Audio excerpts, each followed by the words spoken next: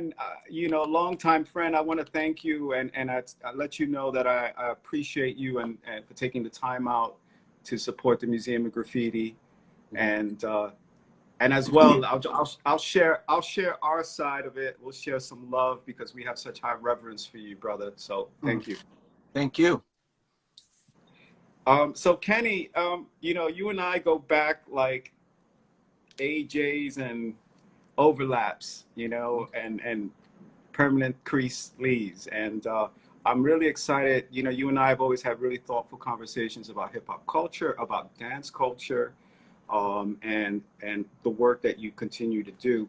So as I start this, Kenny, I'm gonna read a bio, your short bio, and then we'll go through some images, and then continue this conversation.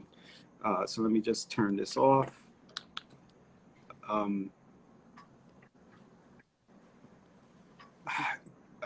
Hip-hop icon Ken Swift is a b-boy, former tagger, all-around hip-hop practitioner. He is one of the greatest influences the dance of breaking has known, and is credited for establishing movements critical to the dance's foundation with his personal style and techniques. He is recognized worldwide for his contributions throughout the last 40+ years of promoting, educating, and preserving the art form of breaking and hip-hop culture.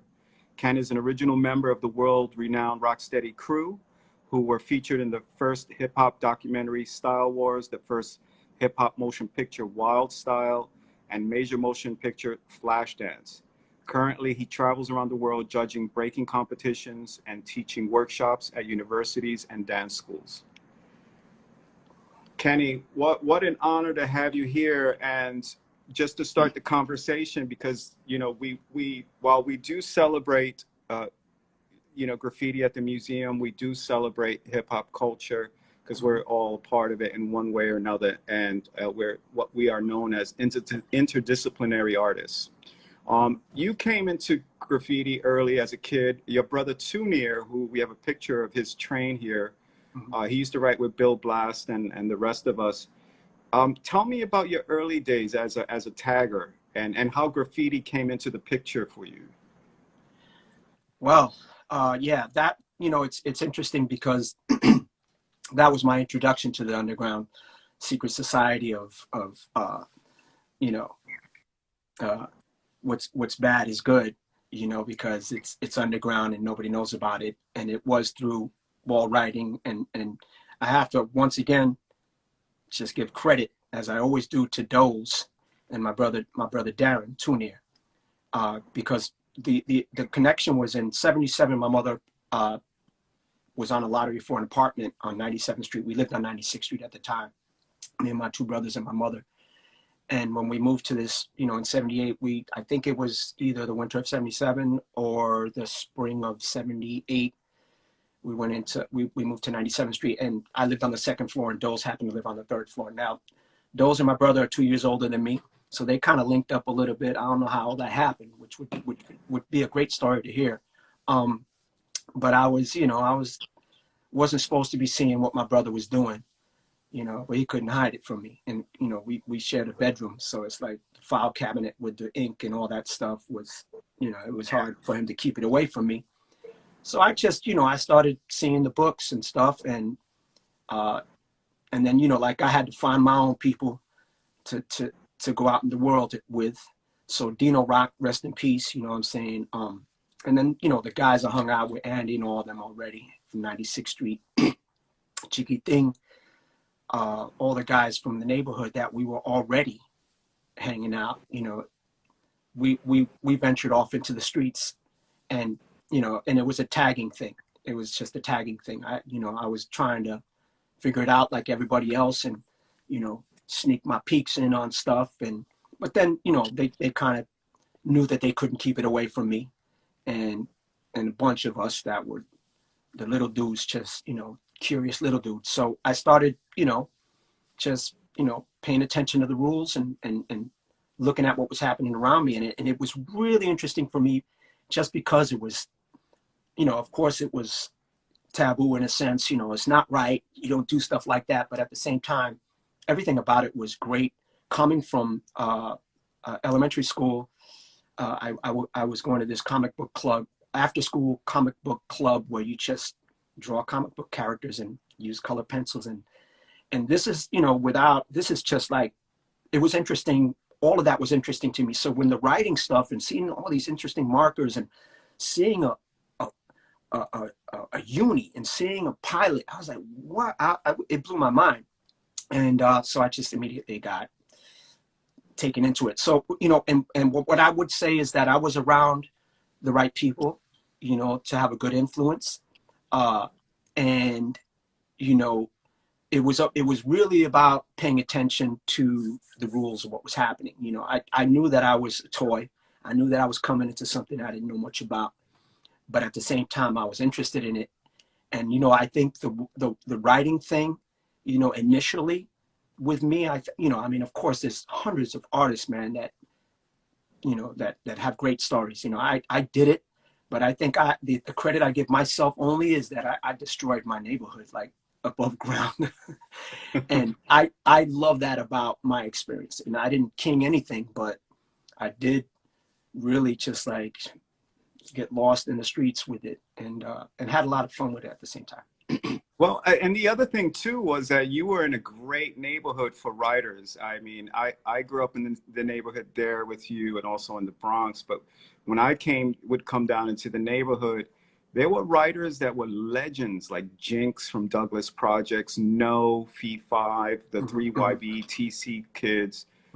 You had all the writers from Brandeis High School. Yeah, Los Mosquitos.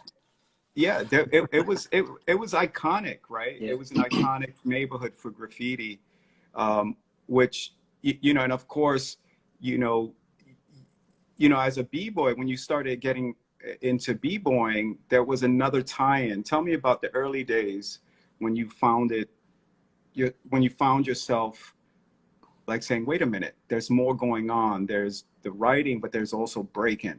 Mm-hmm.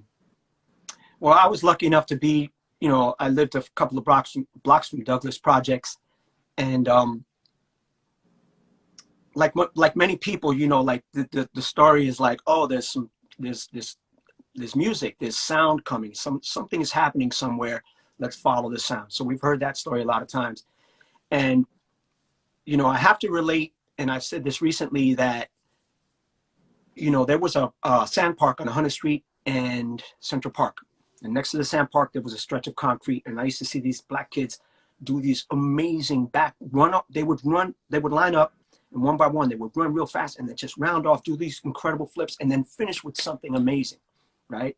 So let's think about that for a second. You do all these things and you finish with something amazing. And I would look and just be like, wow, man, I wish I could do that. That's crazy. So that, you know, that's part of it. And then there's that thing where Douglas Projects, I have to mention the Shamrock crew. I have to mention the Untouchables, Mike D and the Untouchables, DJ Andre. There's so many to mention that were taking that time out to play music for the people. And that's the first times that I kind of stumbled into it, on 100th Street and Amsterdam Avenue, right across the street from the project where you actually lived. And you know, soon after that, and within that, being a spectator, walking up to a circle and saying, and looking in and saying, you know, what's this? You know, it was just a really interesting, cool experience as a 12-year-old to see that, being hyperactive and being a semi-stunt boy, jumping ramps, doing the craziest things in the street, playing tag, no touch, street games, all that stuff. So it immediately drew my attention. And I mentioned to people that, you know, like I didn't jump in and be, it wasn't like that. It was very intimidating, and it was aggressive in a sense too. So I just stood back and just checked it out. And then ultimately, you know, I was really fortunate. My older brother, Speedy, we talk about Tune, but I have an older brother also, Speedy. Yeah. He was hanging out with a crew called the Number One Short Shot Boys. Peace to my man, Kid Terrific, Raul, you know what I'm saying, Marky D, rest in peace. And you know, they were Puerto Rican B-boys, you know what I'm saying? They were Puerto Rican crew, you know, mixed, you know, and we're talking about black Puerto Ricans. We're talking about just like people that was down with everything that was happening. And when I met them through my older brother, I felt a little more comfortable as a young person, a young dude, getting down with that. I didn't want to get jumped. I didn't want to, I didn't know what that meant, until I started meeting people and then making those relationships. And then it became easy. I just, and then when I got in, I was just like, well, you heard things, you heard about biting, you heard these terminologies. And then it's just like, you got to figure it out on your own. You can't ask anybody for help. You can't go talk to, yo, teach me. Like, that wasn't my thing. I was just like, I want to be down with this. And I think I could rock this because I could use my body. I can get down. I can do crazy stuff too.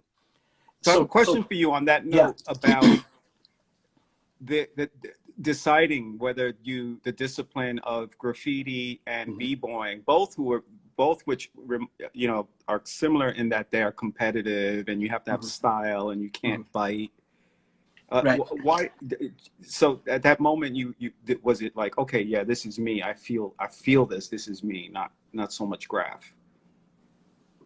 Well, no, it wasn't even that. It was all new to me. It was all new to everybody. We were like, and we caught it late, of course, So, but I have to relate to music, and I have to relate to my mom playing music every weekend, cleaning the house, and that relationship to understanding that music before I even saw breaking. It was interesting to hear my mom play records and also watch Soul Train for many years, and then all of a sudden, in the park, I know that song. I'm like, I know that song, and I love that song. And I used to really bug out off the drums of all of those songs. Like I became a drummer in leaving elementary school and into junior high.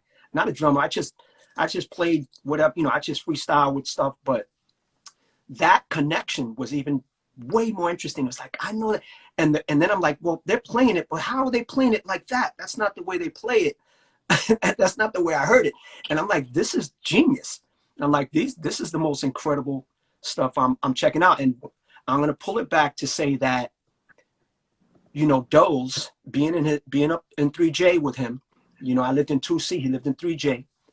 To be there with Doze and have his cousin T with those cassette tapes, bringing them down from the Bronx, that's when it was like, pow. And we had we had someone, like T would come around, and he was older. And then it was like, oh, I'm getting info now. Now I'm getting information about this. And then when I heard those Furious 5 Flash, I was like, nah, man, this is great. This is different. I love this. Harmonizing people.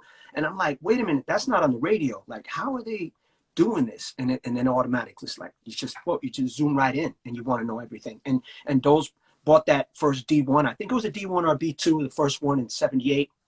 And we had a Gemini up and down mixer, and he had his father's Pioneer or Kenwood turntable. And that was the beginning. And within, experimenting with what T was sharing with us and telling us how to do it, that's when when Doze did a move on the floor, on the carpet next to the stuff. And I was like, what's up? What's that? What's that about? And he's like, yeah, that's this and that. And I did it right after him. And he said, well, yeah, that's it right there. But you got to top rock first. And then, from there, it was like, once again, it's the rules. The rules are being told and you're taking it in. It's like, okay, I don't even like going like that, but I'll do it just because I want to be a part of this. I want to explore this relationship with Doze in a different way with you.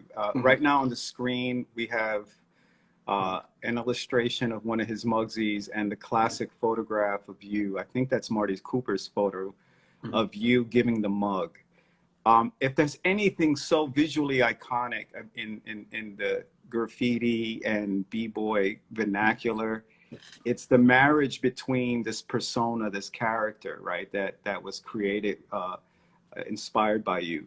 And one of the things that when you talk about music, right, isn't it interesting because the music for you you've been able to adapt a persona to the music, right? And the mug initially was the Muggsy. It's a way you come in, you kind of lockjaw, and that one, it's an attitude, but it's also a character, which Doze and a lot of b-boys and writers explore over the years. Let's talk about this persona and how that came about between you and Doze and how you carried that over. Okay, so let's talk about the time period, the 70s. and I always try to revisit Saturday or Sunday. They would have this moment where they would play kung fu movies, you know, on television. I think it was Channel 5. It's a long time ago, but I lived in Douglas first. You know, my dad was in the military. You know, when we came, I was born in Brooklyn, went out to California for a couple of years, came back to Brooklyn at maybe I came back to Uptown at 6 years old, and we moved into Douglas Project. So I lived right there on Hunter Street in Columbus, you know. So I remember the black and white TV, and I remember, you know, as my grandmother's, we moved into my grandmother's lot, my grandmother Carmen's apartment, me and my brothers and my mother coming from the West, and watching those kung fu movies was bugged out. You know, it was crazy to see that. Now, let's keep it moving. Now, with Doze, me and Doze, we you know, like all young people bugging out off the cartoons. And the cartoons, I mean, I've had conversations with many people about how influential cartoons were at that time in so many different ways, and especially Bugs Bunny and Warner Brothers cartoons. There was so much of an impact in so many different ways, which still ties itself into those color pencils. It ties itself into, you know, those designer markers. And so, you know, we used to bug out and watch cartoons and lose our minds laughing. So, you know, with the Kung Fu cinema, we're talking about Bruce Lee. One of the biggest inspirations for the Muggsy character is Bruce Lee. And there's a scene in one of the movies where I think it's it's Return of the Dragon, where he's sitting in the apartment with the girl on the couch, and I think there's a gunshot, and he turns the light off, and then someone plays with the doorknob, and a dude walks in, and Bruce Lee throws a dart and catches him in the hand, and he drops the gun. And right when he drops the gun, Bruce is like, he just walks up to this guy, grabs him by the collar, and he does this straight on punch. Y'all know, check the movie out. And that intensity of what he had when he walked toward dude, and then he just demoed my man real quick.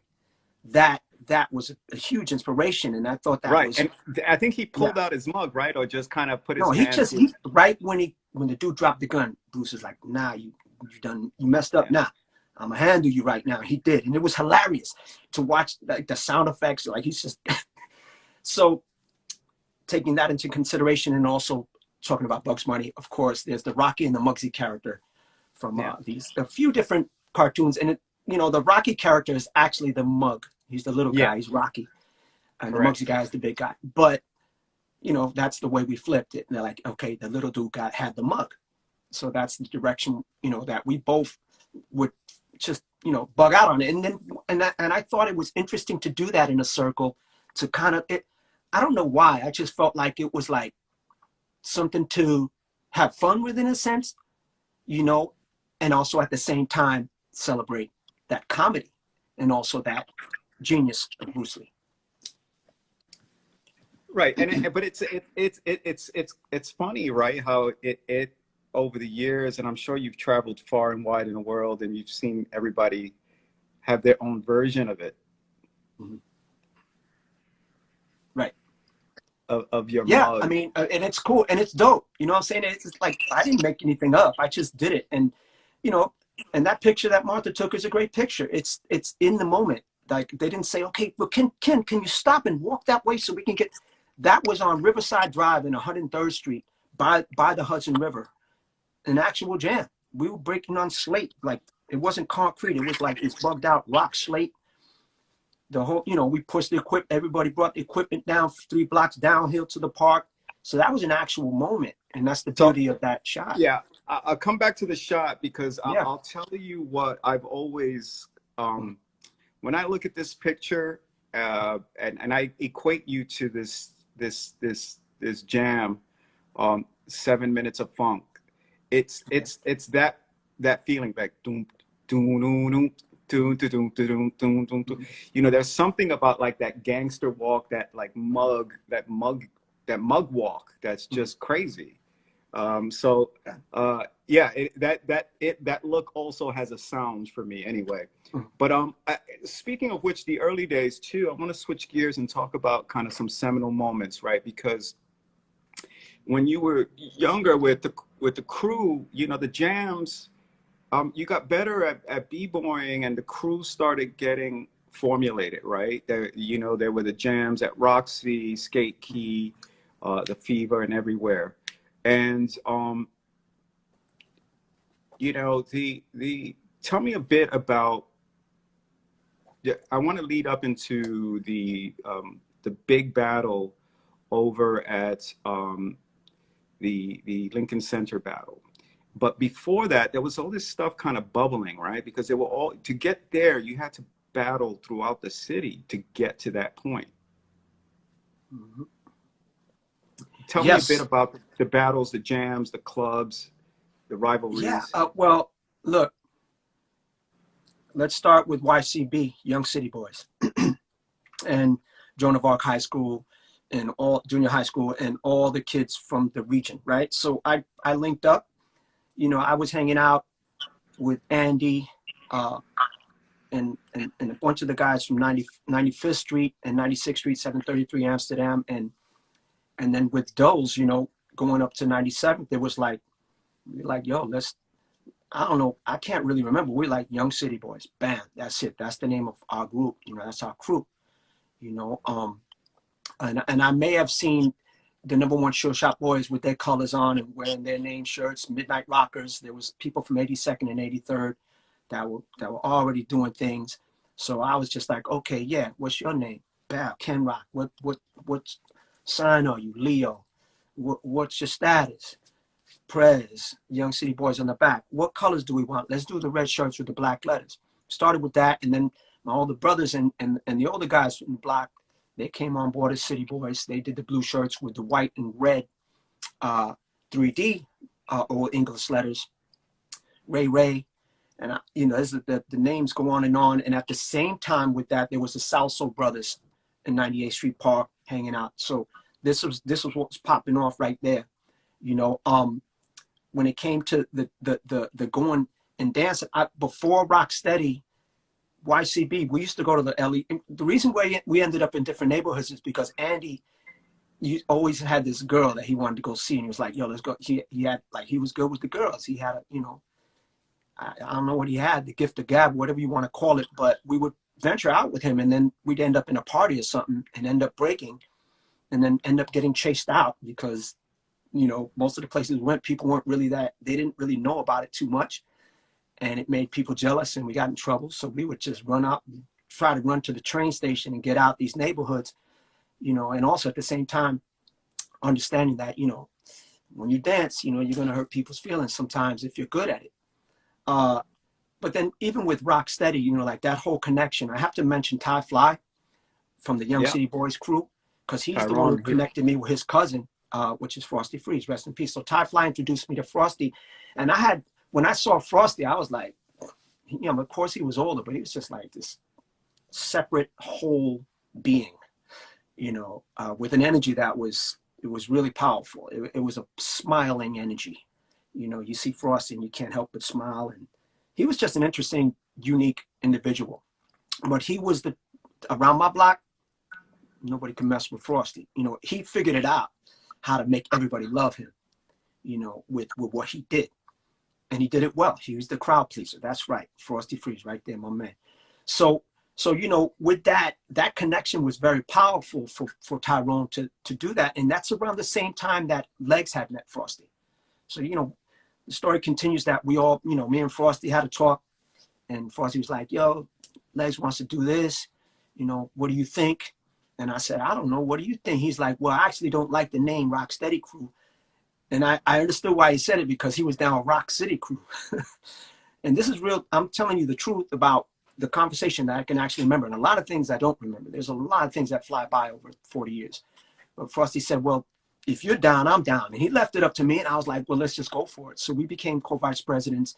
And then me, Legs, Frosty, and then we just started bringing the Bronx and Manhattan together. So what Rocksteady did, what we did at that time, you know, it's from the Bronx, first generation Bronx, but, you know, now the second generation is a mixture of the Bronx and Manhattan.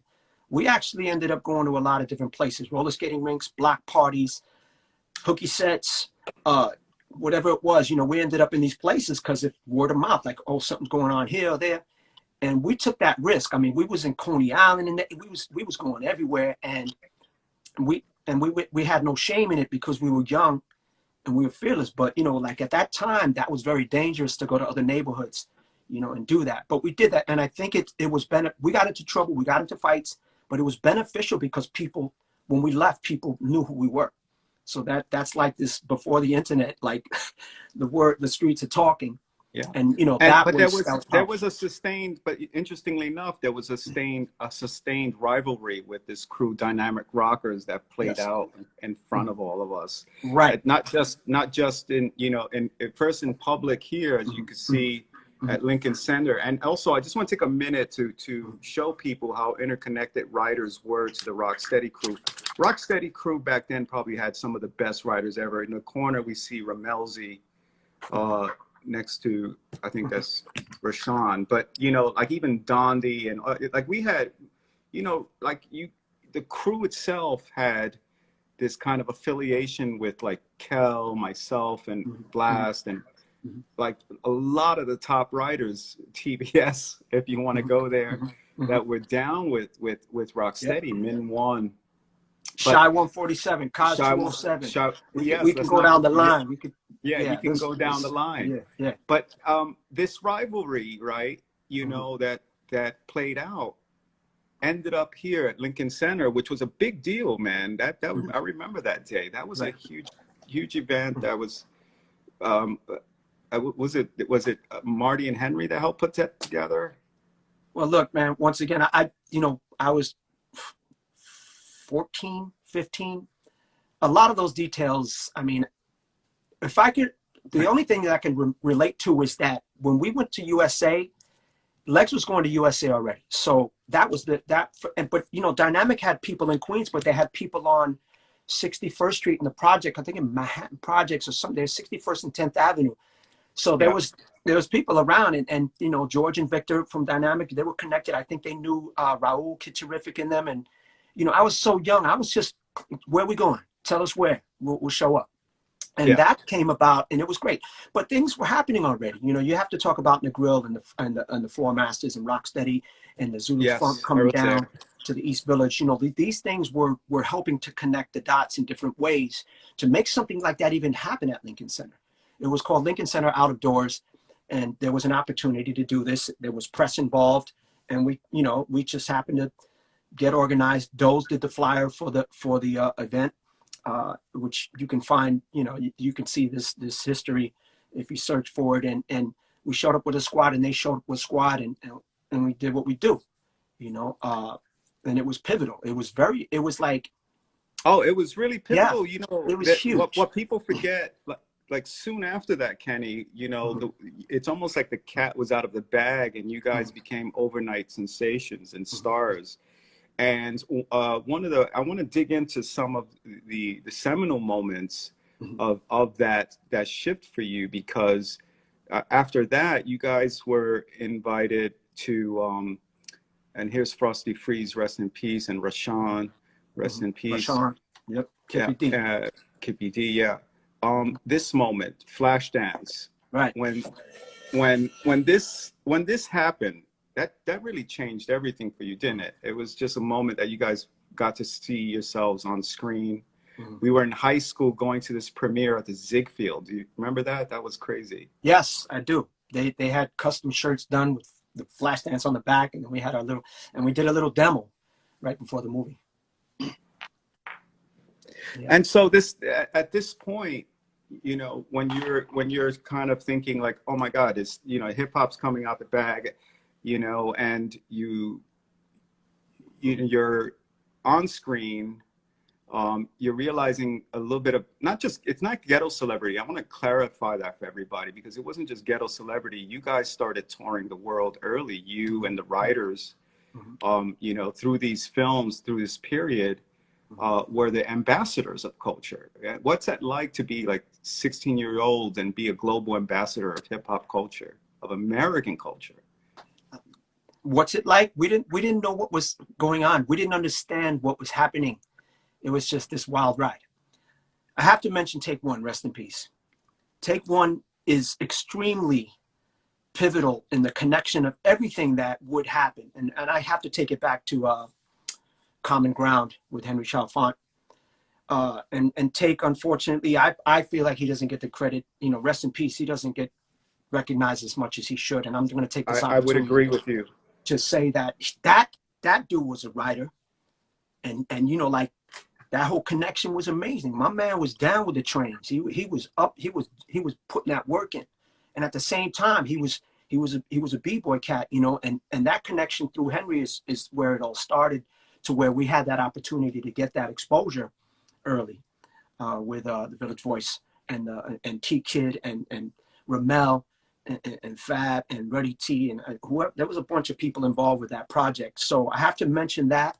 And then, you know, bring it up to where that, you know, that the New York City rap tour was just like instrumental at the same time. And we were very fortunate that there was interest, not only, you know, like in different, you know, people were seeing the East Village. I mean, when you do something like that at that time, you know, people are like, oh, I want to know more. You know, how can I bring that here and there? So we were at the right place at the right time. Of course, there were other people that danced as b-boys in different places, and they were all great. We weren't the only crew. We weren't the best crew. I'm not going to sit here and try to front like that. But we were an interesting group of writers and MCs and DJs and b-boys and, you know, and b-girls. And so that part right there is something that I'm never going to forget as being one of the biggest things that happened to expose it to the world. Yeah, and then the films helped. They kept coming back to back. Then Wild Style came out, and that was really important because the whole cast was a hip hop cast. We were all just kids, kind of rustled up, you know, wrangled up by Charlie. Hey, you want to be in a movie? Sure, let's do it. It was. I mean, I can't even find a word. People use the word surreal. We were just going with the flow. We were happy. It's like, where? Tell us where to rock. Tell us where to break. Let's go. You know, who got the black book? Whatever. Oh, yeah. I mean, it was just fun, you know, and we were young and creative. And there was a certain sense of freedom that was very empowering, you know, as you played by the rules. But it was something, what was interesting is that when Beat Street came out, Harry Belafonte, somebody who we respect as such an important cultural ambassador, and again, the movies, they started getting a bit cheesy. You had Breakin' and everything, but Beat Street had some authenticity in it, but it was really kind of really like Hollywood now. You guys hit Hollywood, and you're becoming these uber celebrities now. Well, I mean, you know, this wave, this roller coaster of these decades passing by so fast. Of course, when we were younger, we were excited and eager, and you know, we were like, yeah, you know, once again, a movie, of course. And we had our thoughts on things, but we were there to do what we did, and we were young, we were teenagers, you know, and you know, thank you, Harry Belafonte, David Picker, the people that, you know, the writers, and look, they gave it a shot. If they didn't give it a shot, we wouldn't have had that movie. So I have to celebrate the fact that with criticism, it was a movie that changed people's lives worldwide, you know. So when we saw it, we were like, then we started figuring out what was wrong with it in a sense when it was finished. And we griped about it in the history, and, you know, but once again, it was a powerful movie, and it did kind of, they were trying to take what it was, and I guess Hollywood can, you know, for people to ingest it properly, they have to make some adjustments. There was a lot of complaints about it, but, you know, like, I'm glad that I was down with it. I have a thought on that, because I always say that, you know, the beauty of history, and art history for that matter, is that it's always correcting itself, right? And then you get something like this, The Freshest Kids, the documentary that you were in, and a lot of the greats were in this, you know, like Frosty and Spy and JoJo and Mr. Wiggles and others. The twins. You know, yeah, the twins, you know, like, and so you get to tell your story later, in the later years, which was this would also prove to be really influential and important. It was, and nobody understood it. You know, this guy Israel was, you know, with his camera. He had a pretty tight camera for that time period. You know, the 3-chip joint. You know what I'm saying? And he was, but you know, he was like, yeah, I'm doing this, and I don't think anybody really understood what it will become, and understood that it would be this. And I think it confused a lot of people. So he did a lot of he interviewed. He came to New York. He did so much stuff with that, and put together this project. And when it came out, people that they didn't know it was going to be like that, you know. And it was, I think it was a good project, you know. I mean, there's a million stories, you know what I'm saying, and the ones that were chosen were great for the project. But it did tap into the elements of hip hop culture, and also breaking, with breaking, and you know, it was something for a lot of people worldwide to get a better understanding of the culture itself. So when we think worldwide about this culture, there was a seminal moment, right? When you guys went to the UK, and you started traveling Europe, you performed for the Queen of England, but also you guys pressed up an album, the Up Rock album. Mm-hmm. And who would have thought, you know, we wouldn't have thought. Yeah, didn't it go to the chart? Didn't it chart in the UK? Yeah, it did pretty well. It did. I think it got down within the maybe top 12. But it did it did better in Amsterdam. It did great in the UK. It went silver, and then in Holland it went gold. It's through sales. Yeah, you know, it was packaged properly, man. It was like the yeah. Bronx. Hey, check this out. You know. So Right. it was the song. The song is the song. I don't even like to reflect on it sometimes. No, I know. But what's important about this, right, is that you guys become these culture ambassadors really young, right? You leave, and this part is really interesting to me. When you step out of your country, when you step out of the hood, and then all of a sudden you see the rest of the world embracing you and giving you love and props. And what was that? Do you remember what that, I mean, you may remember what that's like now because you still do travel and still kind of get the same love when you travel. But I can only imagine as a kid, you're just like, yo, people just walk by us and on the sidewalk here, people actually respect us. Was it respect? I don't know. I think they admired what we were doing, and they were shocked and culture shocked and loving the whole Bronx, and you know, these kids coming. You know, respect. Yeah, I mean, I think they kind of did also, but I think they were just blown away with this, you know, this energy, you know, and it not only for audiences, but the young people automatically drew to it the same way we drew to seeing the elders and feeling that energy and that passion. So, you know, it's something that is proven. That's why hip hop culture is so powerful. Yeah. In those early days, Kenny, when you were traveling abroad to Europe, were you seeing graffiti out there as well? Were you seeing the culture starting to take shape as it was here? Absolutely. Absolutely. You have to, you know, wild style wars. Once the people got their hands on that, it's like catch out the bag. So you come back to the States. This was mind blowing, actually. I remember when you guys came back to the States and you were on David Letterman. Right. And here's your performance on David Letterman. And what's so crazy is, who would have thought? Like, I mean, you're dressed like you just came out from the block, you know, and here you are going off. Yeah. Well, I mean, you know, look, one thing that a lot of people don't talk about is the aspect of looking fresh. You know what I'm saying? And a lot of times, you know, we would wear things that look fresh, but they probably weren't the best for breaking. But that's the mentality. It's like you had to look fresh. And there's also these conversations with people. Like, you could tell a b-boy right when you see him by the way he's dressed, or a b-girl. You know what I mean? So those, you know, that alongside of itself. I mean, look, to break in shell tops at that time, you know, that's a heavy sneaker. You know, and then with the laces not even fully tied. I mean, we were paying attention to style. We were paying attention to how do I present myself. And they all came together in a really good way. Well, that's a good segue into what I really want to start digging into you with style. Because one of the things that I've always admired, and you guys got to forgive me with the poor quality of video, but Kenny, you have had so much finesse and style and character in the way you come to dance. And here we see in the clip, again, that there are so many dances, both historically from tap to top rocking. I mean, it goes on. Your flow is just phenomenal in this clip. Thank you.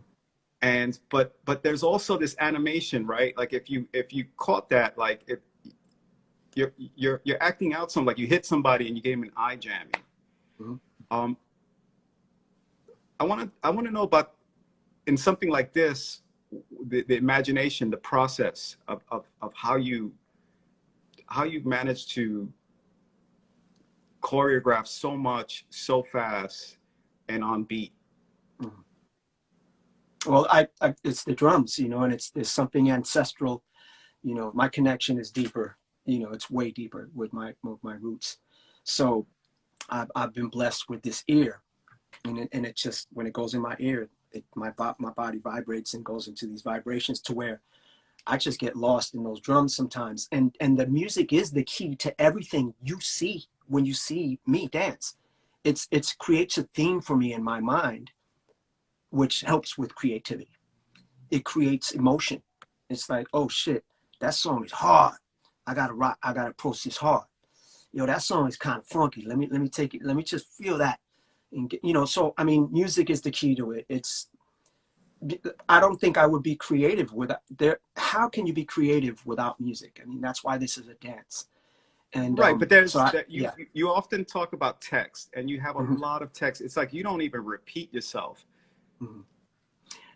Well, you know, nobody's perfect. I've repeated at times, but the rule that I instilled in my brain was like, I don't want to repeat. I want to be able to go in a circle for an hour and not repeat. I want to be able to finish strong. I want to be able to have something in my jacket for when I couldn't, you know, I'm getting blasted by somebody and I want to pull something out at the right time.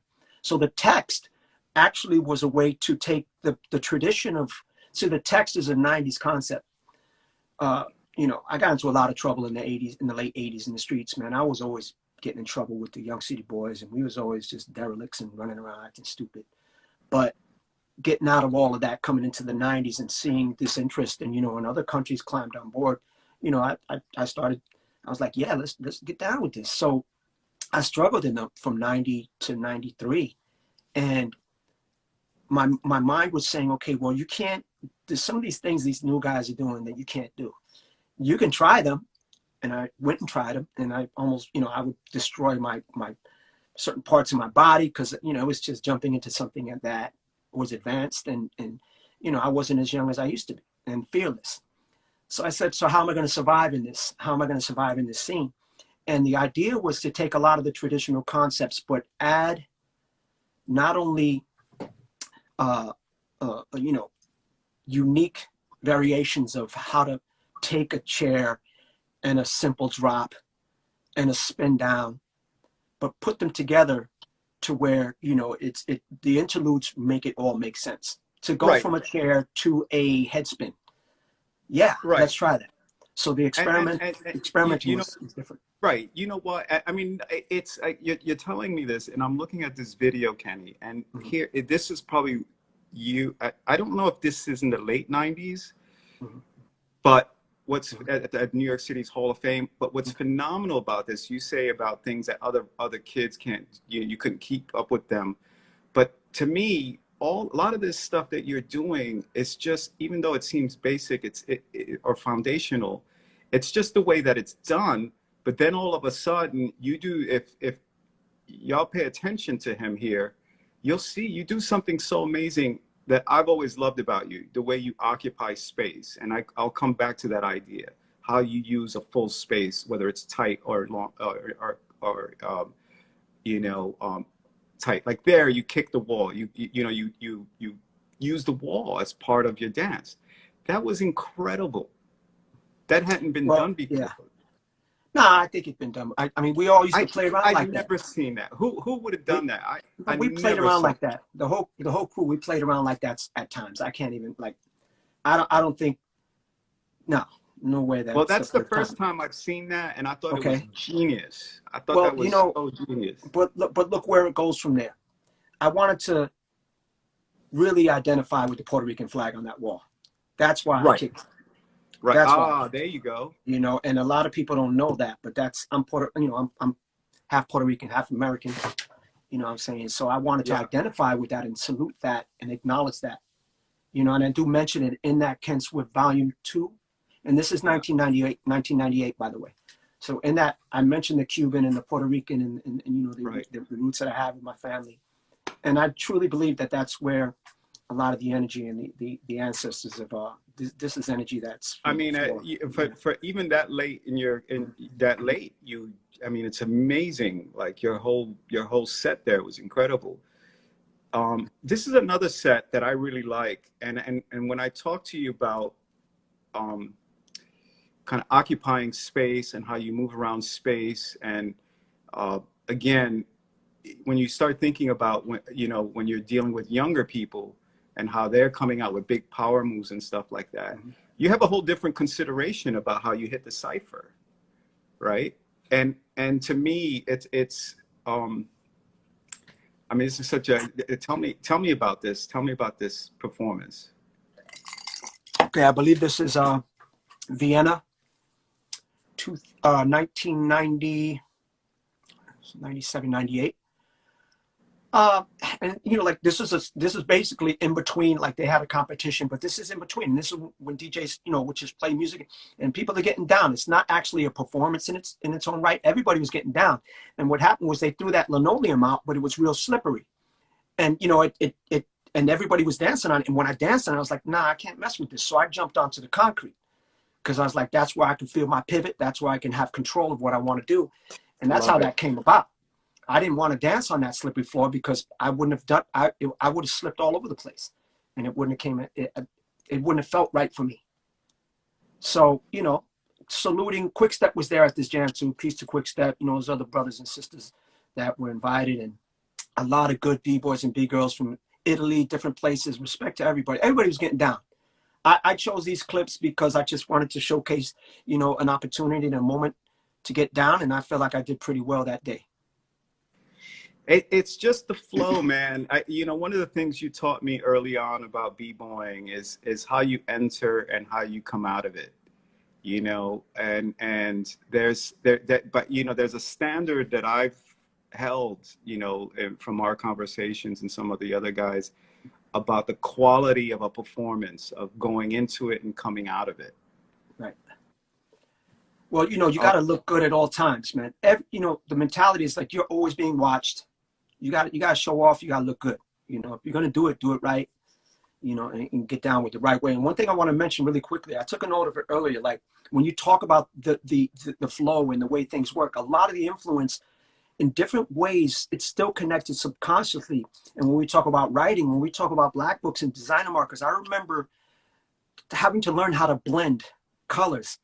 And it's interesting because, you know, it's like you got to get it right, you know, and, you know, blending was a big deal in the first year. It was like blending from an orange into a red or whatever. And I used to always think about that in sense with, you know, when I used to practice and I was trying to come up with new things, I could feel when it didn't blend. I could feel it in my body. It's like, nah, it doesn't work. And you know, and it's like that I started to learn how to trust my flow. And I don't want to call it my flow. I started learning how to trust the way my body worked, and I could feel it when it didn't work right. So the interludes made a lot of sense to connect text, and I took advantage of that mentality, you know, and I ran with it. I love that you kind of tied it in, the blend into the style writing and all that. And here, this next clip, when I first saw this, again, something that blew my mind, because I had already been, thinking about that correlation between b-boying and you and the work that you were doing. But this was really phenomenal, this period, when you were really low to the floor. And again, this one is a lot of swipes, and it's just a great overhead shot. Yeah. But there was a period where you were doing these and something else happened. You were focused on certain body movements that were sort of there was a geometry involved. Yes. Here you could see it actually, right? Yes. That there was something that really, I think, had a long lasting impact on me in viewing this. But but also I thought this is the intelligence of a great contemporary dancer. This is a guy who knows his body, that knows it from a different space, an elevated space. And but no, I can't say that I knew many people that were thinking about dancing this low to the floor and wide and kind of let's just say abstract. Right. Yeah, and you know, like when I started getting really deep and becoming a nerd, and it's just getting to the science of what I wanted to do, and the urge to get better in those practices, I did really relate to shapes. And when we, you know, to take it back a little bit, when we look at the birth of breaking, it will become like these moments of soloing that stopped and started and stopped and started. Audiences were used to looking at dance from a visual upward position, and it would drop and then they'd come back up. And then all of a sudden audiences look down. So now the core of breaking is 90% is on the floor. 10% might be your intro and getting up or whatever, but now audiences look down. And I thought about how the body looked from above. And I wanted to start creating shapes. I developed many things at that time that dealt with chart graphs. I thought about a clock. You know, I started about thinking circular and how people watched what I was doing. And I wanted to create different shapes and trip people out, you know, by changing direction, by shooting through what the footwork should be. Should footwork go round? Can I cut through the footwork? Can I slice it sideways? You know, and that stimulated my whole mind to come up with new combinations and approaches to. But isn't that the same as style writing? Mm-hmm. That's wild style. That's conceptually, that's wild style. That's style writing. Yes, it is. I mean, look, and then you look. I didn't even the arrow. I mean, come on. It's like you're shooting in a perspective with time. You're shooting your body in different directions rapidly while maintaining a space and trying not to violate people's legs and kick people. You're trying to master this space, and that arrow is also a way of dogging an opponent out and throwing something hardcore to try to beat your opponent. Like, think about that in two ways, you know? So yeah, it was a really, it was the 90s with me was a very important time for me that was the artistry. I think I was very raw and rough. When you look at Wild Style, that was my raw, that was Kenny just under pressure, trying to get a little love from an audience. But, you know, in the 90s, I think I really dug deep, you know, into the art. Yeah, and you became more outspoken, and I thought philosophical. And you know, here you're teaching a class, and you're talking about the connection between top rock and breaking and how integral that is. Yeah. And again, people like to separate things. I mean, this generation is very awkward and different at times, depending where you go. But there is something about the kind of the tenets, the foundation that you teach, that's vital, you know, to this dance form as it starts, you know, it continues to spread around the world. Here, I put this one in because I thought this was just an amazing sequence of footwork, again, on your part. I mean, look at that move. Okay. Yeah. Yeah. Nice. But it's this whole thing too about how you're compact, right? You understand your space, and again, when we think about when I think about anyway, the organized chaos that happens with breaking, but somehow you might even like knowing that little corner, and I mean, look at again how you play with space, how you use the whole space. I mean, this is just phenomenal. Yeah. No, thank you. That's actually Vienna, and that's that same other circle. It moved it moved from the outside where I was on the concrete because it started raining. So we came back indoors, and they put this other linoleum down, and it was better. And I remember when it started raining, it's funny because I didn't want to keep dancing because I felt so much pain from the air pressure and my injuries and everything was just like, and I was just like, I was like, I don't want to dance. And then I sat down on these steps and I was like, man, I think somebody put on a tape. They put on a tape under because we were under a bridge, and Kaz, Grandmaster Kaz, it was a Kaz tape of him cutting breaks, and it was a wrap. Once I heard them joints, I was like, oh man, I couldn't help myself, and I jumped back in and did some really good dancing, even though I was, not feeling too good. But some of this was really good. Right. Tell me about the injuries you sustain as a dancer that comes with the territory. Well, I mean, what didn't come with the territory at the time was, what is this, macho whole attitude. Like, we never talked about being hurt as kids because that was almost like a sign of weakness, like we didn't talk about our injuries in the 80s, you know what I'm saying? You just dealt with it, and if you did, it looked like you wasn't hard, you know what I'm saying? You say that whole macho thing about being hurt. And, but I did fracture my hip in the 80s and didn't know it till 90, 91.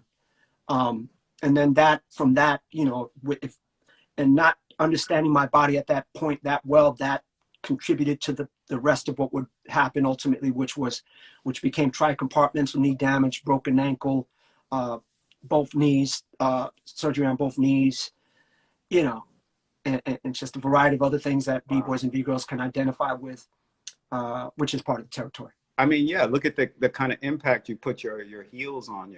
I mean, it's incredible. So you do all of this, you over the years, you've become celebrated, featured in magazines and painted in murals, and, and again, you talk about the physical lifespan, right? That you take these injuries and you can only do it so long. So you shift gears and you think about what's next. You start 7 Gems, right? Yep. You start thinking about the dance differently and performing it differently, because what I remembered when you were doing 7 Gems, you revitalized an old not an old conversation, but an old style of top rocking, of rocking, so to speak, which is a different elevated kind of up rocking and improvised style. Tell me about 7 Gems and what you were trying to accomplish with 7 Gems. Well, let's take it back. Let's be clear, and I want whoever's listening to understand that I saw rocking at a very young age. I just didn't really like it at the time because I thought that's what the older guys did. And everything on the floor was just way more exciting at that age. At 12 years old, I wanted to flip and do crazy stuff. So I had seen it. I seen Raul do it. I seen Kid Terrific and the guys mess around with it. Choco, some of the guys from the neighborhood. But breaking was just things. So, when you look at, I always relate to, and I wasn't there in the beginning, but I see that rock or freestyle was before breaking, and they're connected in their own little way. But with the dance itself, me and Doze, once we went to USA and we saw these kids getting down like that, we came back to Manhattan. We were trying to figure it out. We weren't, there was no textbook, no, rock dance for dummies or what. We didn't know what to do. So we kind of actually tried to recreate what we thought we saw, which was very important in the transition of the dance itself. We couldn't learn from someone at that time what that was. So when we started making up our own things. Eagle Rock, we were doing things, we were being creative young people at that time. So we thought it was from Brooklyn, so we called it Brooklyn Rock. That's where that terminology was. It was in the streets. It was all over the place like that to some. But in Brooklyn, they probably didn't call it that. In the Bronx, they probably didn't call it that. But once again, we saw it. We came back. We were like, yo, that's dope. You could shoot someone with you could do this and you could be aggressive. And I think we took a lot of the aggressive side of the art of that dance, not necessarily the pure dancing of it. We took the aggressive battle things, and that was a lot of what you see in the 80s. So we're not new to rock. Me and Doze was doing it. There's footage. People try to say, you're not a rocker. And I'm like, nah, man, y'all got it all messed up, man. We always loved that dance. And with my personal experience coming into the 2000s, linking up with my boy Dante from Young City Boys and him giving me a platform with Brooklyn Soul and having a place to train and a space was amazing. And Yeah, then, I lived right up the block. yeah, I Me and remember that. And Me and that's Futura right. lived right up the block. We And went to that was instrumental in connecting the dots with Burn One, of course. You know, the infamous Burn One, for those of y'all that don't know. And with my experiences with Burn and Rocksteady when he became a part of Rocksteady, and through that moment in the 90s, but then coming up onto those points, I realized that I didn't understand that dance really that well. But I loved that dance. My mom used to always like to see the rocking. She used to say, oh, I want to see the rocking more, you know. And I never forget that with my mom. But so with Burn, you know, Burn just started pulling in these dudes, and I was like, these older cats, you know, from Park Slope, downtown Brooklyn, Red Hook, you know, and I was like, oh snap, these dudes, they really good dancers, you know, and it wasn't about speed and power and aggression. It was about just really interesting dancing, and it was unique.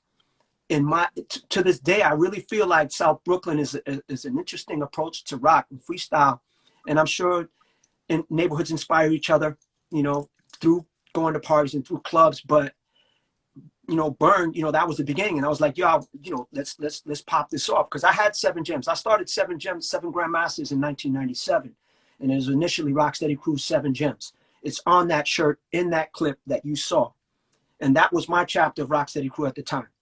All right, things went their direction with a lot of the work we were doing, and things fell apart with that. But in the 90s, I was like, you know, 7 gems is more than a dance, a rocking or breaking. 7 gems is a movement, and that's when I really started leaning into that as a full culture, not a crew but a movement.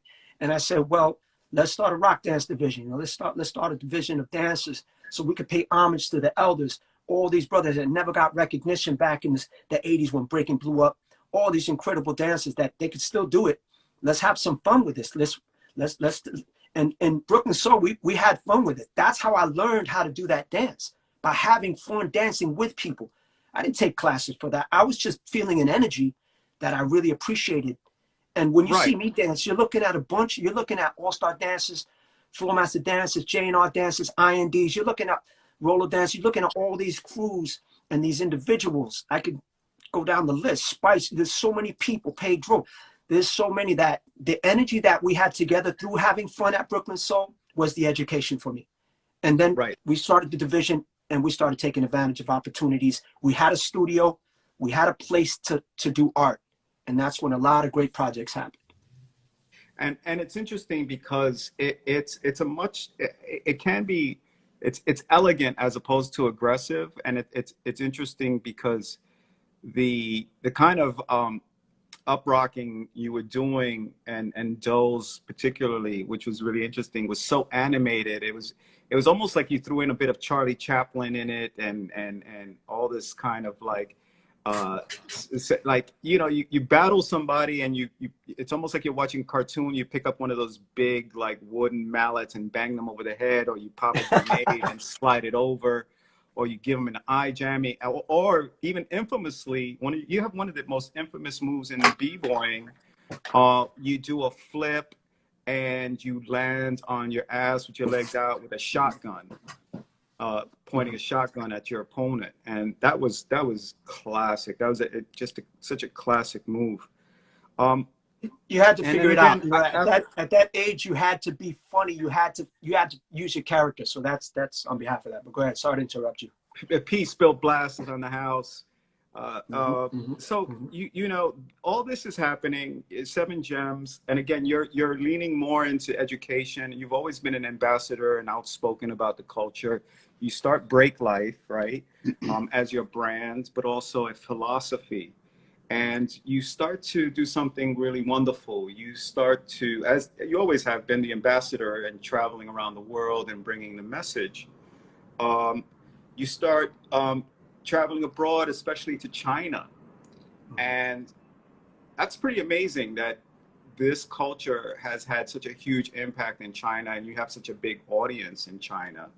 Um, Tell me about 2 things I want to talk to you about. One, the part of your life as a judge when you're judging b-boying, especially in the contemporary space, and what are the what do you like about it, and what are the challenges you see in terms of judging contemporary b-boying? What do I like in the challenges? Well, what I like is I have a front seat to see this art form in a place that I would have never imagined. I'm always thrilled to see the evolution of this art, and I'm glad to be considered to even be a judge. What I don't like about it is that, you know, and I've said this before, when people win, they love you, and when they lose, they hate you. So, you know, there's a lot of, you know, you get a lot of criticism for being a judge, you know, and that I like to be liked. That's what showing off was always all about. You know, you want to show off so people like you and give you some energy, you know. So that's the hard part, owning up to the responsibility to know that, first of all, judging is opinionated. You're never going to be perfect at it. I've made many mistakes throughout my career judging, but I have a lot of experience doing it. I can recall judging in the 80s. I remember we were put in these positions to judge, you know. So, but throughout the journey, you know, I've tasted the good side of that and bad side of that, but also understood that I'd rather be there than not. And a lot of times with events, I've contemplated doing them, but then saying, yo, your voice has to be there, you know, and through tradition. So I'm not saying I'm old or new. I'm saying I have an opinion about what I'm watching when I see breaking. And in this culture, it's about respect. And it's like, if you're going to ask someone to judge, you have to respect their opinion, because nobody's, you know, everybody has their different eye, their ear, you know, and their history and their experience with breaking in their own journey. So that's why having more judges is also a good thing a lot, because you get a lot of different perspectives. You know, one of the challenges you know, I'm one of those sideline judges, and I'm always in the cipher or looking at the battles. And there are a couple of things I've always found somewhat challenging for me in contemporary dancing, and it's sometimes the acrobatics, but I appreciate it a bit. The one thing that I can't stand so much in these competitions is the quality of music, and it just doesn't have the same. Again, this is generational, so I don't want to sound like too much of an OG, but there is something so challenging, as you know, the beat, the heartbeat. There's so much to talk about with this particular. I'm going to try to zero in on something that I mentioned recently. You know, yeah, generations are a big deal, and every generation is going to feel what's current to them in their age bracket, where they are consciously. You know, like I was lucky to be around those, and his in his house there's jazz, there was good music there. You know, I learned a lot about music through looking for records, and that was a consciousness that not a lot of people can have. You know, there was radio music, but then there's like, when I'm hearing Bob James and I'm hearing Take Me to the Mardi Gras, I'm like, whoa, and I'm like, oh, and it's a whole, you know, Led Zeppelin, you go across the board, Roy Ayers. And you heard Cuban music in his house too. Man, it was crazy. So that experience, I can't expect people to identify with. But I would suggest and recommend B-boys and B-girls to study music and study the time period. The 70s was a really crazy time coming out of the 60s, and a lot of that music was very empowering. We're talking about humans that played actual instruments together, that their energy, they just brought their energy together like this bomb of fusion and love. And then the lyrics and talking about, you know, like James Brown, of course, always going to mention James Brown, and the words and the uplifting energy and words that were combined with uplifting music that made you feel good. And that's huge. And I think that's essential for our community. No matter if people think it's old or whatever, that time is not the time now. And there are producers now that can make really good music technically, you know, with instruments and with studio equipment. So I'm respecting the genre. I'm respecting the evolution and music production. But yes, it's comforting in a sense, because you could feel that there's something missing, you know, and people are being forced to do things in a specific way sometimes. So that's the hard part. I never want to disrespect a DJ or a producer. I have If a I don't question like it, for I you. just don't like it. You know what I mean? But at the same time, I know it's a job that's not that easy. And I Yeah. just want to give a shout out to my man, next one, Maurizio. That's my dude right there. Yes. If you know, when you want to dig into understanding, you know, you got to be a practitioner of that whole art form to Right. really make it make sense if you're a b-boy and a b-girl. And I got to give love to my man next one, because my man he understands it. And a lot of y'all never even heard half his crazy ass breaks that I've heard. Right. Ridiculous. And so I have a question for you Mm-hmm. about um, musicality, Mm-hmm. as which is thrown around a lot in this generation, Mm-hmm. and that you mentioned sometimes being forced into something.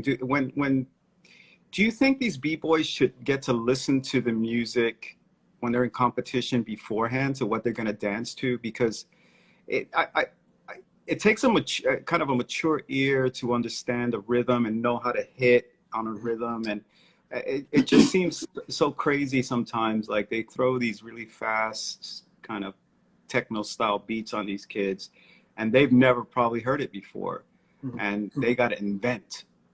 Yeah. Yes. You have to, you know, and you have to adapt, and you have to let your ear, you have to absorb it. Look, I'm not going to tell you how these young dancers do it. I'm completely blown away every time. All parts of the world, you know, it ain't where you Yeah. from, it's where you at. And some people just got it. You'll see like a 10-year-old just have it, and you're like, how do you just have it? So it's something that can't be taught. But at the same time, if you study music and you understand the way the arrangement of music, and also understand the way the DJ works, that's why I tell people to DJ. Learn to DJ. Learn what it feels like to pull that needle back and forth in the groove. Start understanding this, because that's before I even got down to the floor. I was DJing. You know what I'm saying? Yeah. Figuring it out. So with that, there's people that are going to be so overexcited. There's people that are going to be right locked in.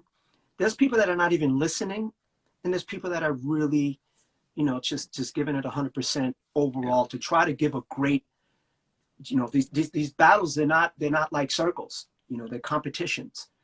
Yeah. And, you know, you have these moments where if you don't unload and you don't get it out, you can't wait because you may not even advance. So Yeah. the pressure in this new 2020, 2021, I mean, we're I thought I seen it all, and it just Yeah. keeps on. The creativity and the, you know, the awesome power of competition and battle is going to continue to elevate the dance, no question. I appreciate you answering that, and you said a lot of really good things with that answer.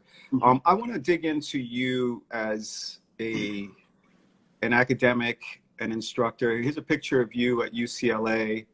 Um, I was fortunate enough to come see you in action there, and you're teaching. You've been teaching around the world and spreading the gospel to legions of dancers. You know, it's interesting because I travel around the world, and I also meet b-boys and talk to them, and you're always at the top of the list when they talk about this art form. And again, there are legions of people you've taught and continue to teach, but now you're doing in all these big universities, and you find students who have no real connection to the streets, who are interested in this dance form. Uh, Tell me about that engagement at universities and community centers around the world. Oh, um, well, let's start by saying that life experience is a good thing. You know what I mean? I was, you know, I was in school. I got, you know, we started touring when I was 17. I had to, you know, I had to have a tutor on tour. I didn't graduate high school, you know, and, you know, tried to figure it all out. And, you know, but the oven was hot, and we started traveling and doing, you know, doing these tours and stuff. So, you know, I'm fortunate to be able to be lined up with these opportunities through people that I know, you know, and you know, it's challenging because I don't see I can be academic in a sense, right? But I was, you know, it was nerve-wracking to teach a history course a semester, and I did 2 semesters at UC Riverside, and I did 2 at UCLA. that were dance and lecture. And it was just challenging, man. It was challenging, but at the same time, they allowed me to have this sense of freedom to the direction I wanted to go with it. So I was like, well, what do I want to talk about? And I really, really dove into the art of each of the elements, the actual things that, the fun things about writing and DJing and MCing and dancing and things that you won't read in books, things that are really hands-on. People say the word aesthetic, you know, like I wanted to really celebrate that because that's hip hop culture. You know, some lectures won't even get into things like that in a university perspective.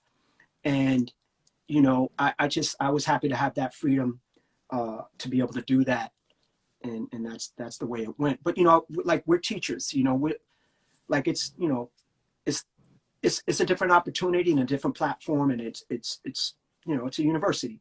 So, you know, but we've since we've worked with each other and shared information with each other and respected the people who came before us and took their stories and shared them. And that's basically what it is, what I'm doing when I have those chances. So all of that leads to a couple things, right? Not only are you teaching workshops on how to dance, but you're teaching theory. Mm-hmm. And it comes at a time where the culture has grown so much. Mm-hmm. And we're coming on something really quite pivotal, right? And it's a controversial subject, and mm-hmm. I know mm-hmm. a lot of people have feelings about this, about the Olympics, right? Mm-hmm. Yeah. That's the difference between sport, dance, and culture. Right. And it's not a new conversation. I believe we've had this conversation when we were younger, but now that it's here, share some of your thoughts about where we are today with this. All right, I'm down for that. And first, I definitely have to acknowledge Imani Johnson and Monty Johnson from UC Riverside, and also Jackie Lopez at UCLA. They were the people that, you know, and also Rennie Harris and others that recommended. So without them, I wouldn't have had that opportunity. And so I have to salute them. I forgot to mention them, and that's terrible, but I'm glad I remembered. The Olympics, wow. So let's just, before I get into this, because there's a lot to be talked about, and it's current news now. Everybody's like, it's breaking news. So everybody's talking about all this stuff, and it's really not a new conversation, but it's up in the air because they made the announcement.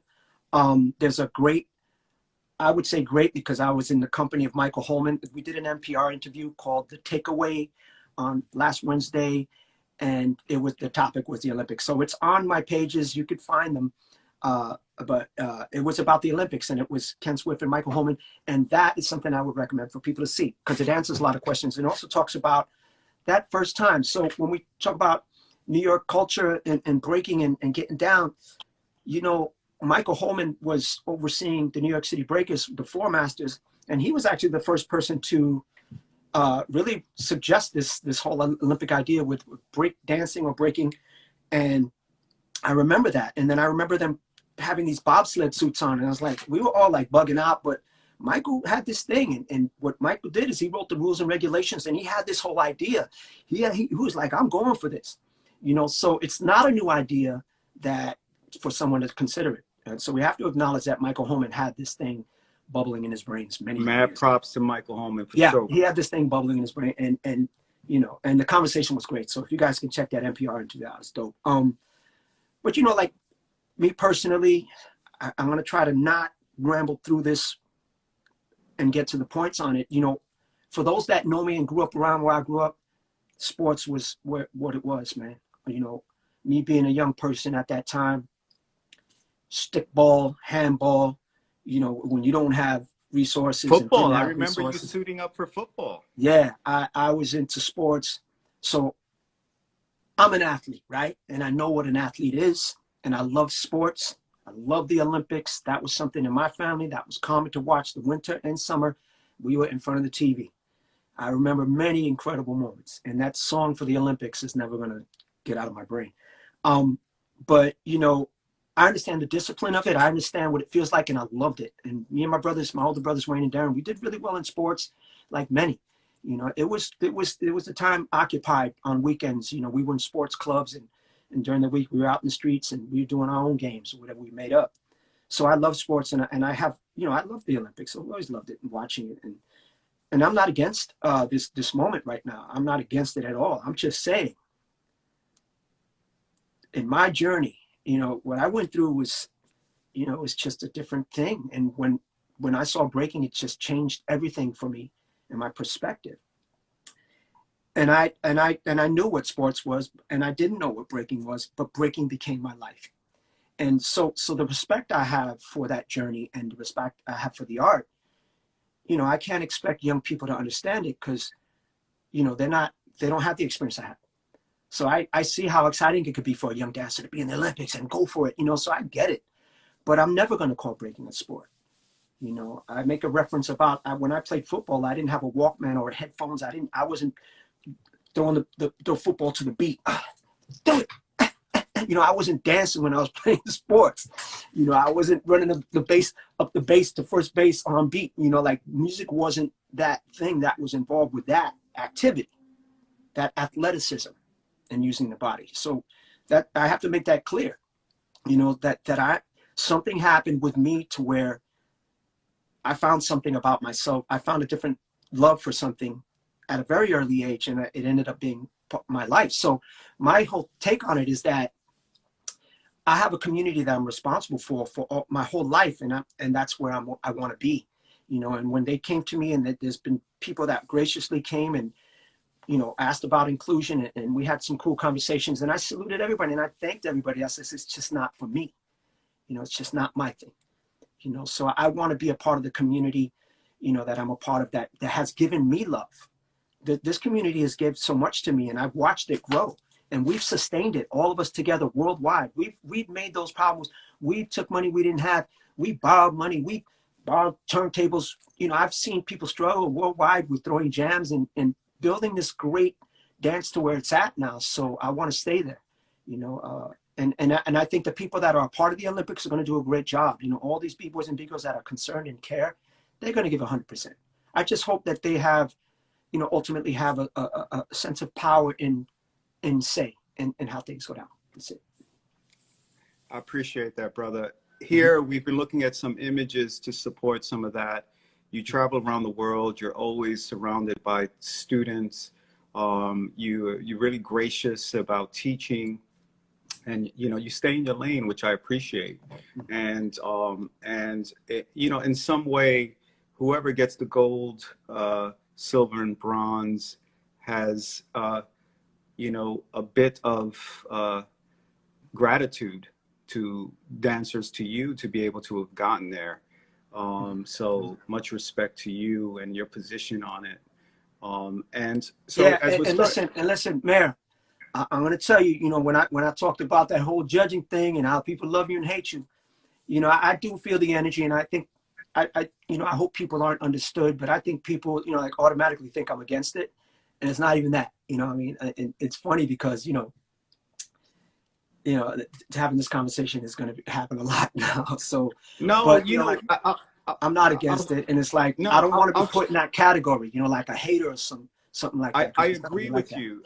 Kenny, I'll Yeah. share this with you. You know, you've known me for a long time. Mhm. And, you know, it's kind of the same feeling I used to have sort of about galleries and museums and the culture and graph. And it Mhm. took a while to kind of assimilate into these new spaces that's kind of, you're welcome, not welcomed. Are you a part of it, not part of it? And, you know, so I understand that the politics of it and negotiating those spaces.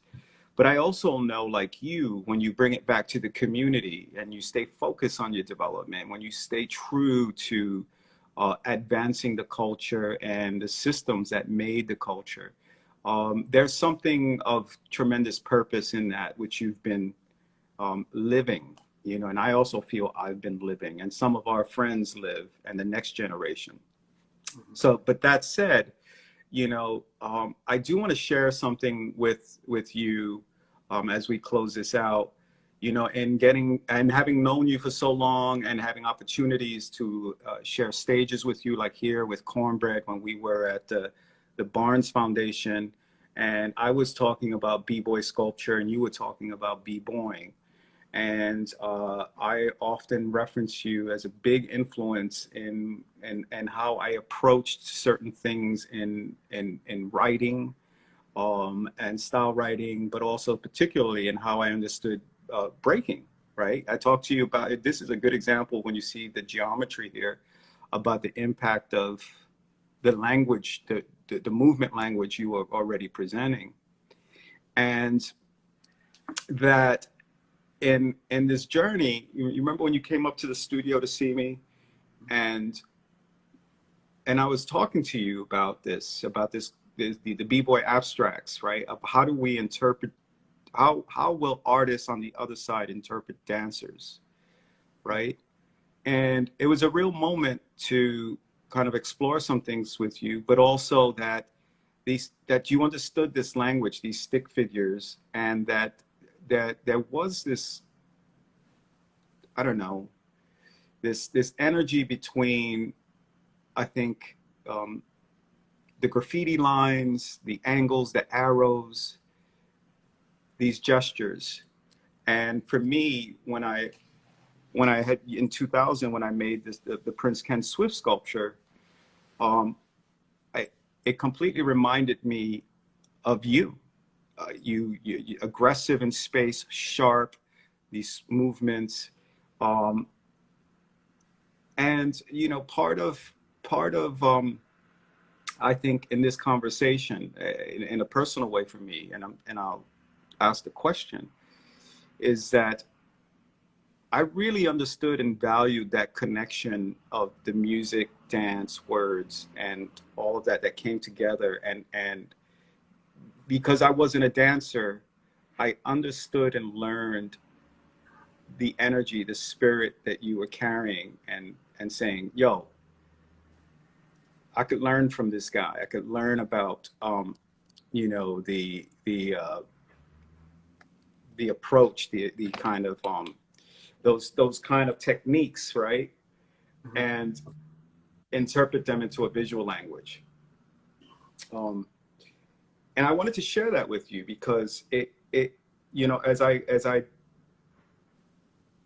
continue talking about this correlation between b-boys and b-boy writers and graffiti back and forth, right? That for me, as somebody who couldn't dance, I was dancing in my head with you guys, and then that informed me as a visual artist in a profound way, in how the clarity of lines and gestures and attitudes and angles rather. Mm-hmm. And so I have to say I credit you for a lot of that, Mm-hmm. you know, for helping me understand that. I'm gonna, so when you had that other spot on 94th or 94th, 95th, no, 94th. 94. And I remember you were just starting to get into some different things with Voice of the Ghetto. And then we did a photo shoot in front of a few canvases you had at that location. Mm-hmm. And so when you look at this journey, man, that's all of this is part of that process. And those moments were those moments that were tapping you on the shoulder to really evolve into this mind state of having something take form and shape and be able to create it. So I salute you on that. That's amazing. You know, like I'm honored and flattered all the time. So appreciate you on that experience that you had. That's a part of your evolution. So that's dope. Yeah. Yeah, and it, again, it's I think it's, and I hope people that are taking this conversation and understand and appreciate what I see in terms of, it's not just, it's all those things. It's persona, personified, it's movement, majestic movement. It is this kind of confidence that is collected and calm and calculated. There are things about, and I think this may be something that many others who observe you pick up on, right? And translate in their lives and through their work. And that is, you know, it rings so true. I'm just thinking about Art Basel, this that just passed here. We didn't have it, but there's Chilsky, who's a b-boy and a writer from here, and he talks about this, right? This energy, this b-boy energy, the mugsies, the clothes, and all of this. It's still very much in the culture today, and so, you know, that said, I want to kind of just I mean, close out, you know, as an old friend, you know, telling you I love you and I appreciate you so much, as so many others do here. And we're still learning. Yeah. Yeah.